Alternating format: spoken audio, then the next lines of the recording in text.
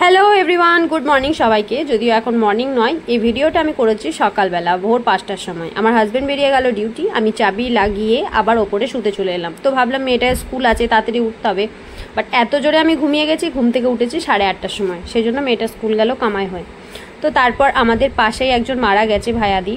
তো তোমাদের আগেই ভিডিওগুলোতে আমি শেয়ার করেছি যে যিনি মারা গেছেন তিনি আমাদের সম্পর্কে মানে ভায়াদ হয়, মানে আমার শ্বশুর মশাইদের ঠাকুমা হয়। তো সেই সূত্রে ভায়াদ হয়। আমাদের সেরকম কোনো নিয়ম কানুন ছিল না, পালন ছিল না, কিন্তু তাও নিয়ম রক্ষার্থে নুন হলুদ এই জিনিসগুলোর পালন ছিল বলে বাড়িতে নুন হলুদ রান্না হয়নি।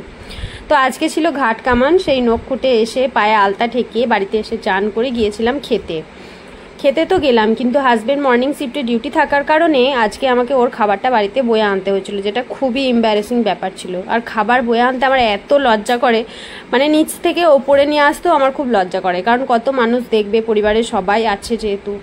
তো কি করব, করার উপায় নাই কিছু, সেজন্য নিয়ে আসতে হলো। আমার হাজব্যান্ডের খাবারটা বাড়িতে নিয়ে এসেছিলাম। তো তারপর বাড়িতে মায়ের কাছে বকা খেলাম যে শ্রাদ্ধের ভাত নাকি বাড়িতে নিয়ে আসতে নেই, অনেক কিছু নিয়মকানুন থাকে। তো যাই হোক, তারপরে খেয়ে টেয়ে চলে এসেছিলাম। আসার পরে ও খেয়ে নিয়েছিল।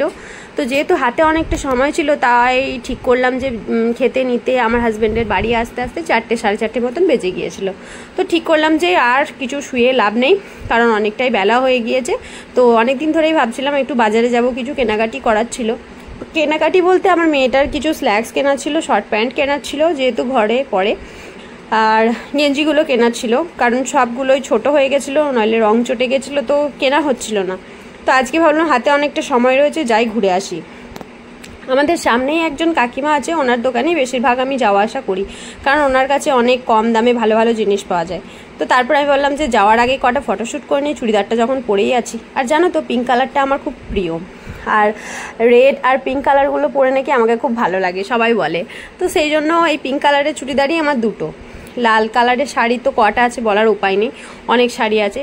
তো তারপর রেডি ফেডি হয়ে গেছিলাম যে যাব বলে, মেয়েটাকে সাদা কালারের ফ্রকটা পরিয়েছিলাম, আমিও রেডি হয়েছিলাম। আমি বকতে এতটাই ব্যস্ত যে মেয়েটাকে ঠেলে সরিয়ে দিলাম। তো তারপরে এই প্রথমে গেলাম বাজারে, জুতোর দোকানে। যেহেতু 4টে 4:30 বাজছিল, সেহেতু জুতোর দোকান বলো আর এমনি দোকানগুলো বলো প্রায় বন্ধই ছিল। আর আজকে মঙ্গলবার ছিল, কিছু কিছু দোকান মঙ্গলবারে বন্ধ থাকে। তো তারপরে আমি বেরিয়ে পড়লাম গাড়ি করে বেরিয়ে দেখছিলাম যে চারিপাশটা খুব সুন্দর লাগছিল। আর যেহেতু বৃষ্টি হয়েছে, কিছু কিছু গাছগুলো যেগুলো মরে গেছিলো, সেই গাছগুলোও যেন ফুলে ফেঁপে আরও নতুন করে হয়েছে, আর কি ভালো লাগছিল সবুজে ঘেরা। তো তারপর সব ঘুরে ঘাড়ে এসে এই কাকিমার দোকানে চলে এলাম। কাকিমার কাছে বললাম, কাকিমার সাথে কথা হচ্ছিল হাইলাইটের ব্যাপার নিয়ে, যে কাকিমা জিজ্ঞাসা করছিল যে কীরকম কী খরচা হয় না হয়, আর তারপরে হাইলাইট করলে চুলের কোনো ক্ষতি হয় কি না। আর এই কাকিমা পুজোর সময় একদমই টাইম পায় না, দোকানেই থাকে, সেই জন্য বললে আমি তেমন কিছু করব না, শুধু হাইলাইটই করব দেখি। তো তারপর মেয়েটার এই ড্রেসগুলো আমি দেখে নিচ্ছিলাম। এই শার্টগুলো নিলাম আমি, 3টে মতন শার্ট নিয়েছিলাম, আর 3টে মতন শর্টস নিয়েছিলাম, আর একটা স্ল্যাক্স নিয়েছিলাম। তো কালারগুলো এই দুটো কালার রেখেছিলাম, আর একটা কালার নিয়েছিলাম গ্রিন কালারের। তো এই 3টে কালারই মোটামুটি নিলাম। আর জানিও কেমন হয়েছে টি শার্টগুলো ঘরে পরার জন্য, এবং খুবই কমফোর্টেবল জিনিসগুলো, আর রেঞ্জটাও অনেকটাই কম। তো নিলাম। তারপরে আমি ভাবছিলাম যে আমার একটা প্যান্ট খুঁজছিলাম অনেকদিন ধরে, যে নরম প্যান্টগুলো যেগুলো হয় বাইরে যাওয়ার জন্য, ট্রাভেলিংয়ের জন্য। তো কাকিমার কাছে আছে, তাই বললাম দেখাও। তো তারপর দেখে নিয়ে আমি চলে এলাম বাড়িতে গিয়ে ভাবছিলাম যে একটু চা ফা খাবো।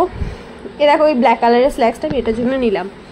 আমাকেও 1-2টো স্ল্যাক্স নিতে হবে, কারণ জিন্স পরে আবার শাড়ি ওয়্যার করলে অনেকটা পেটটা মোটা লাগে, এমনিতেই পেটটা অনেকটা মোটা হয়ে গেছে। যাই হোক, বাড়িতে এসে চা ফা খাবো, সেই জন্য তাড়াতাড়ি করে চলে এলাম। এটা হচ্ছে আমাদের বাড়ির সামনেটা, তোমাদের কোনোদিন বাড়ির সামনেটা আমি ঘুরিয়ে দেখাবো, জানিও কেমন।